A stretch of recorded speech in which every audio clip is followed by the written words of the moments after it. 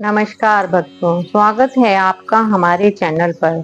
आज का हमारा विषय है निर्जला एकादशी व्रत कथा।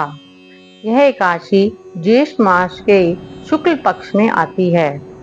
वीडियो शुरू करने से पहले आप सबसे अनुरोध है, आप हमारे चैनल को सब्सक्राइब करें, जिससे हमारी आने वाली वीडियो आप तक पहुंच सके, और लाइक, कमेंट, शेयर करना ना भूलें, जिससे व्रत कथा और महत्वपूर्ण जानकारी औरों तक भी पहुंच सके।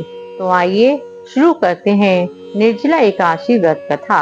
एक बार भीमसेन व्यास जी से कहने लगे कि हे पितामह, भ्राता युधिष्ठिर, माता कुंती, द्रौपदी, अर्जुन, नकुल और सहदेव ये सब एकादशी का व्रत करते हैं और मुझसे भी यह व्रत करने के लिए कहते हैं। परंतु महाराज, मैं उनसे कहता हूँ कि मैं भगवान की पूजा तो कर सकता हूँ, दान भी दे सकता हूँ, परंतु भोजन के बिना नहीं रह सकता। इस पर व्यास जी कहने लगे कि हे भीमसेन, यदि तुम नरक को बुरा और स्वर्ग को अच्छा समझते हो तो हर मास की दोनों एकादशियों को अन्न मत खाया करो। भीम कहने लगे कि हे पितामह, मैं तो पहले ही कह चुका हूँ कि भूख मैं सहन नहीं कर सकता।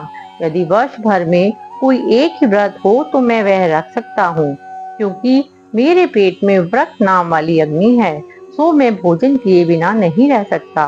भोजन करने से वह शांत रहती है, इसलिए पूरा उपवास तो क्या, एक समय भी बिना भोजन किए रहना मेरे लिए कठिन है।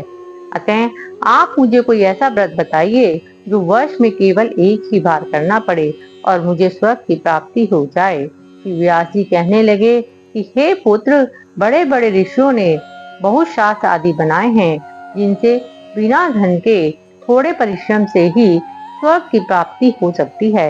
इसी प्रकार शास्त्रों में दोनों पक्षों की एकादशी का व्रत मुक्ति के लिए रखा जाता है। व्यास जी के वचन सुनकर भीमसेन नरक में जाने के डर से भयभीत हो गए और कांप कर कहने लगे कि अब मैं क्या करूं? मास में 2 व्रत तो मैं नहीं कर सकता। हाँ, वर्ष में एक व्रत करने का प्रयत्न अवश्य कर सकता हूँ। अतः वर्ष में एक दिन व्रत करने से यदि मेरी मुक्ति हो जाए तो कोई ऐसा व्रत बताइए। यह सुनकर व्यास जी कहने लगे कि वृषभ और मिथुन की संक्रांति के बीच ज्येष्ठ मास में शुक्ल पक्ष की जो एकादशी आती है उसका नाम निर्जला है। तुम उस एकादशी का व्रत करो। इस एकादशी के व्रत में स्नान और आचमन के सिवा जल वर्जित है। आचमन में 6 मासे से अधिक जल नहीं होना चाहिए, अन्यथा वह मद्यपान के समान हो जाता है। इस दिन भोजन भी नहीं करना चाहिए, क्योंकि भोजन करने से व्रत नष्ट हो जाता है। यदि एकादशी को सूर्योदय से लेकर द्वादशी के सूर्योदय तक जल ग्रहण ना करें तो उसे सारी एकादशियों के फल प्राप्त होता है। द्वादशी को सूर्योदय से पहले उठकर स्नान आदि करके ब्राह्मणों को दान देना चाहिए। इसके पश्चात भूखे और योग्य ब्राह्मण को भोजन कराकर फिर आप भोजन कर लेना चाहिए। इसका फल पूरे एक वर्ष की संपूर्ण एकादशियों के बराबर होता है। व्यास जी कहने लगे कि हे भीमसेन, यह मुझको स्वयं भगवान ने बताया है। इस एकादशी का पुण्य समस्त तीर्थों और दानों से अधिक है। केवल एक दिन मनुष्य निर्जल रहने से पापों से मुक्त हो जाता है। जो मनुष्य निर्जला एकादशी का व्रत करते हैं, उनकी मृत्यु के समय यमदूत आकर नहीं घेरते, बल्कि भगवान के पार्षद उसे पुष्पक विमान पर बिठाकर स्वर्ग को ले जाते हैं। अतः संसार में सबसे श्रेष्ठ निर्जला एकादशी का व्रत है, इसलिए जतन के साथ इस व्रत को करना चाहिए। उस दिन ओम नमो भगवते वासुदेवाय मंत्र का उच्चारण करना चाहिए और दान भी देना चाहिए। इस प्रकार व्यास जी की आज्ञा अनुसार भीमसेन ने इस व्रत को किया। इसलिए इस एकादशी को भीमसेनी या पांडव एकादशी भी कहते हैं।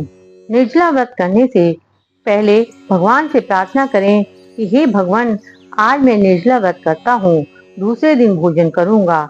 मैं इस व्रत को श्रद्धा पूर्वक करूंगा, अतः आपकी कृपा से मेरे सब पाप नष्ट हो जाएं। इस दिन जल से भरा हुआ घड़ा वस्त्र से ढक कर दक्षिणा सहित दान करना चाहिए। जो मनुष्य इस व्रत को करते हैं उनको बहुत पुण्य की प्राप्ति होती है और जो इस दिन यज्ञ आदि करते हैं उसका फल तो वर्णन ही नहीं किया जा सकता। इस एकादशी के व्रत से मनुष्य विष्णु लोक को प्राप्त होता है। जो मनुष्य इस दिन अन्न खाते हैं वे चंडाल के समान हैं, वे अंत में नरक में जाते हैं। जिसने निर्जला एकादशी का व्रत किया है वह चाहे ब्रह्म हत्यारा हो, मद्यपान करता हो, चोरी करता हो या गुरु के साथ द्वेष किया हो, मगर इस व्रत के प्रभाव से स्वर्ग में जाता है। हे कुंती पुत्र, जो पुरुष या स्त्री श्रद्धा पूर्वक इस व्रत को करते हैं उन्हें यह कार्य करने चाहिए। प्रथम भगवान का पूजन, फिर दान, ब्राह्मणों को दक्षिणा और दान करना चाहिए तथा जल से भरे कलश का दान अवश्य करना चाहिए। निर्जला के दिन अन्न, वस्त्र, जूते आदि का दान भी करना चाहिए। जो मनुष्य भक्ति पूर्वक इस कथा को पढ़ते हैं या सुनते हैं उन्हें निश्चय ही स्वर्ग की प्राप्ति होती है। हमारे साथ वीडियो में अंत तक बने रहने के लिए धन्यवाद। बोलो विष्णु भगवान की जय।